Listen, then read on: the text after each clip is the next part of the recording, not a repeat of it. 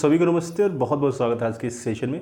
दोस्तों आज जो है हम आर्टिकल नंबर 20 को डिस्कस करेंगे। स्वतंत्रता के अधिकार का ये दूसरा आर्टिकल है, आर्टिकल नंबर 20। इसके साथ जो है ये बातें समझाई गई हैं। ये मतलब ये अधिकार जो है हमें प्राप्त है। अधिकार क्या है? अपराध के लिए दोषसिद्धि के संबंध में संरक्षण। ठीक है, ये आर्टिकल नंबर 20 का जो है टॉपिक है, बड़ा इंपॉर्टेंट है क्योंकि ये देसी नागरिकों के लिए भी एप्लीकेबल होता है, विदेशियों के लिए भी एप्लीकेबल होता है, और कंपनी या परिषद का कोई कानूनी सदस्य होता है तो उस पर भी जो है ये कानून लागू होता है, या कह लीजिए ये अधिकार जो है उसको भी प्राप्त होता है या मिलता है। तो इसी को आज डिकोड करेंगे, अच्छे से करेंगे। इसमें देखिए 3 क्लॉज हैं, तीनों क्लॉज को समझेंगे क्योंकि इससे ऑब्जेक्टिव के प्रश्न बहुत ज़्यादा आते हैं, चाहे वो IAS परीक्षा हो या PCS परीक्षा हो। चलिए शुरुआत करते हैं, देखते हैं इसमें क्या क्या बातें समझाई गई हैं। तो देखिए आर्टिकल नंबर 20 जो ये है, आर्टिकल नंबर 20 में सबसे पहली बात यही कही गई है कि मान लो जो कोई दोषी व्यक्ति है, ठीक है, दोषी व्यक्ति मतलब उस पर दोष है, दोष करार है, ठीक है, या फिर मान लीजिए अभियुक्त है,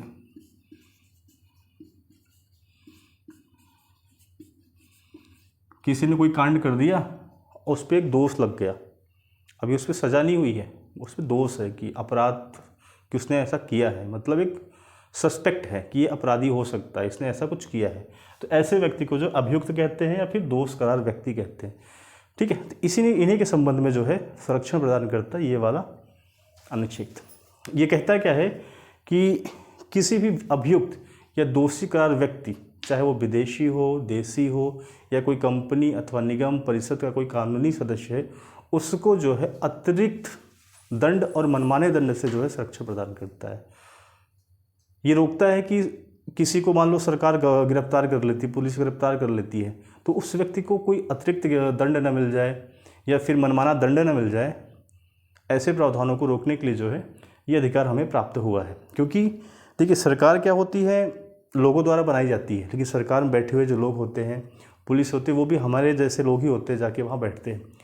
लेकिन उनमें ईगो ना आ जाए कि चूँकि ये कल्प्रिट्स है, ये दोषी है, तो इसको मैं माना जो है क्या कहते हैं दंड दिलाऊं या इसकी पिटाई लगाऊं। इससे क्या होगा, इस किसी भी व्यक्ति का जो है ह्यूमन राइट्स जो है वायलेशन होगा। मतलब अगर आपने छोटा अपराध किया तो आपको छोटी सज़ा मिलनी चाहिए। अगर मान लीजिए छोटा अपराध किया, उसमें आपको अतिरिक्त दंड दिया जाए, मनमाना दंड दिया जाए, आपको मृत्यु दंड दे दिया जाए, तो इससे क्या होगा कि एक डेमोक्रेटिक लोकतंत्र में ये चीज़ें अच्छी नहीं होंगी, लोगों के लिए अच्छी नहीं होंगी। तो इसीलिए जो है लोगों को ये जो है अधिकार प्राप्त है कि चाहे आप देसी हों, विदेशी हों, कंपनी अथवा परिषद के सदस्य हों, आपको अतिरिक्त और मनमाने दंड से जो है संरक्षण प्राप्त है।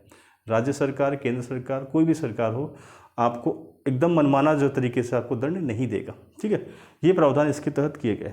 इसके तहत देखिए 3 बातें समझाई गई हैं, 3 क्लॉज हैं, उसको समझते हैं। पहला क्लॉज ये कहता है कोई भी एक व्यक्ति, पहला क्लॉज इसको कुछ ऐसे कहते हैं हिंदी में, कोई पूर्व पद प्रभाव कानून नहीं होगा भारत में। ठीक है, कोई जो है पूर्व पद प्रभाव कानून नहीं होगा। इसको मिटा लेते हैं ऊपर वाले को, कंफ्यूजिंग रहेगा। ठीक है, ठीक।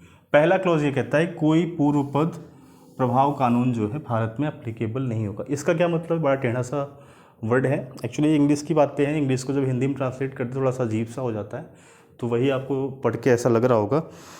ठीक है, तो इसमें क्या होता है, कोई भी एक्स बंदा है, उसे तब तक दोषी नहीं माना जाएगा, उसे तब तक जो है क्या गिरफ्तार नहीं किया जाएगा जब तक उसने कोई विधि का जो है उल्लंघन न किया हो। विधि का उल्लंघन न किया हुआ है तब तक जो है उसको दोषी करार नहीं दिया जा सकता। कोई भी हो, उसे जो है तब तक जो है दोषी करार नहीं दिया जा सकता। मान लीजिए एक्स है, भारत में क्या है कि भारत के लोग रहते हैं, विदेशी रहते हैं, सभी लोग रहते हैं, लेकिन एलियंस नहीं रहते। एलियंस मतलब दूसरी दुनिया के लोग नहीं रहते। पता नहीं दूसरी दुनिया के लोग हैं या नहीं हैं, वो बात का विषय है, बट वो यहाँ पे नहीं रहते हैं। मान लीजिए कोई एलियंस भारत में आता है, कोई एलियंस भारत में आता है और ये एक्स वाला बंदा जो है एलियंस का मर्डर कर दे। क्या कर दे? मर्डर कर दे, तो क्या एक्स को सज़ा होगी? नहीं होगी, क्योंकि एलियंस जो है एक कल्पना है, अभी वो साकार नहीं हुई, अभी उसको खोजा नहीं गया है कि कोई बाहरी दुनिया में भी लोग रहते हैं। तो इनके मर्डर के लिए जो है भारत में अभी तक कोई कानून नहीं है। भारत में क्या, पूरे विश्व में कोई कानून नहीं है। तो ये वाला बंदा एक्स को एलियंस आता है अपनी सुरक्षा के लिए, या फिर कह लीजिए ऐसे इंटेंशनली जो है इसका मर्डर कर दे, तो इसको कोई सज़ा नहीं हो, क्योंकि ये जो है ऐसा कोई कानून भारत में नहीं है। तो कहने का मतलब, किसी व्यक्ति को तभी सज़ा मिलेगी, तभी गिरफ्तारी होगी, तभी वो अभियुक्त बनेगा, जब तक उसने कोई प्रवृत्ति विधि मतलब जो भारत में लागू है उसका अतिक्रमण न करे। ठीक है। फॉर एग्जाम्पल मान लीजिए आप ट्रैफिक पे सिग्नल तोड़ देते हैं, तो क्या होता है कि भाई सिग्नल तोड़ने पे क्या होता है, आपको पनिशमेंट का एक प्रावधान है, भारत सरकार या उत्तर प्रदेश सरकार या फिर राज्य सरकारों ने कर रखा है। तो चूंकि आपने एक प्रवृत्ति विधि, जो कि विधि ऑलरेडी एग्जिस्ट कर रही है, उस पर कानून बनाए गए हैं, उसका आपने उल्लंघन किया है, तो आपको दंड मिलेगा। और ऐसा कोई कानून नहीं होता तो दंड नहीं मिलता। ठीक है। तो यही बात कह रहा है इस वाले सेक्शन में कि कोई एक बंदा एक्स है, उसे तब तक जो है दोषी नहीं माना जाएगा जब तक वो किसी प्रवृत्ति विधि का, कोई कानून का उल्लंघन न करे। ठीक है। ये तो जो है पहली बात है। इसी में दूसरी बात कही गई है, मान लो कि एक्स ने किसी एलियंस ने किसी एक पर्सन का जो है मर्डर कर दिया, अपने डिफेंस में कर लिया या फिर गलती से हो गया। ठीक है। तो गलती से हो गया, तो उस समय मान लो ये मर्डर हुआ है 1992 में, और उस समय भारत सरकार कहती थी कि भाई 1992 में कि अगर किसी के द्वारा गलती से या जानबूझ के अपराध हो जाए, दंड मतलब मर्डर हो जाए, तो उसके लिए सज़ा सिर्फ और सिर्फ 5 साल है, 5 ईयर्स है। ठीक। ये जो है उस समय का कानून कहता है, 1992 कानून। ठीक। समय के साथ मुकदमा चलते चलते 2024 आ गया, 2024 आ गया, क्योंकि भारत में मुकदमे बहुत लंबे चलते हैं, बहुत लंबे। ठीक है। अब 2024 आते आते मोदी सरकार इसमें एग्जिस्ट कर रही भारत में, उन्होंने कानून बना रखा है 2018 में, मान लीजिए कि कोई किसी का मर्डर करेगा तो उससे जो है सीधे जो है फांसी की सज़ा होगी, सीधे फांसी की सज़ा हो जाएगी। इन्होंने जो है 2018 में जो है कानून बना दिया। ठीक है। तो अब क्या है, अगर मान लीजिए इसका वर्डिक्ट आता है, वर्डिक्ट मतलब इसका फैसला आता है इस 1992 वाले केस का, जो कि एक्स ने वाई का मर्डर किया हुआ है, 2024 में आता है इसका फैसला, तो इस बंदे को सज़ा जो है, एक्स बंदे को सज़ा 1992 वाले कानून के तहत ही होगी। ठीक है। ये वाला जो सेक्शन ये बताता है कि जिस समय जो आपने अपराध किया, उस समय जो कानून था, जो सज़ा का प्रावधान था, वही सज़ा आपको मिलेगी, भले ही फैसला 25 साल बाद आए, 40 साल। ठीक है। तो ये जो है कानून बताता है, यदि आपने कोई अपराध किया, आज उसकी सज़ा मान लीजिए 2 महीने 3 महीने का जेल है, कल को 10 साल बाद कानून चेंज हो गए कि नहीं भाई 5 साल का जेल होगा, और आपका फैसला अभी तक नहीं आया है, अब कानून बन गया कि 5 साल जेल होगी, उसके चौथे दिन जो है आपका जो है फैसला आ गया, तो आपका जो फैसला होगा, वर्तमान में जो आपने अपराध किया है, जो कानून व्यवस्था आज थी, उसी के तहत जो है आपको दंड मिलेगा। ठीक है। ये व्यवस्था जो है बेसिकली फौजदारी जो मतलब मर्डर वाले अपराध वाले उसमें की गई है। दीवानी मामले में ऐसा नहीं है। 1992 में जो कानून था 2024 में अगर बदल गया तो आपको 2024 के तहत ही जो है न्याय मिलेगा दीवानी मामले में। ठीक है। ज़मीन, बैंक वगैरह, पैसे वैसे का जो हिसाब वाला मामला होता है उसे दीवानी कहते हैं। और फौजदारी मतलब मर्डर केस, चोरी डकैती, ये जो है फौजदारी का मुकदमा होता है। ठीक है। तो पहला जो है क्लॉज, कोई पूर्व पद प्रभाव कानून नहीं, ये यही बात समझाता है। आई होप आपको समझ में आ गया होगा। नहीं समझ में आया होगा तो वीडियो को रिवाइंड करिए और फिर से देखिए। ठीक है।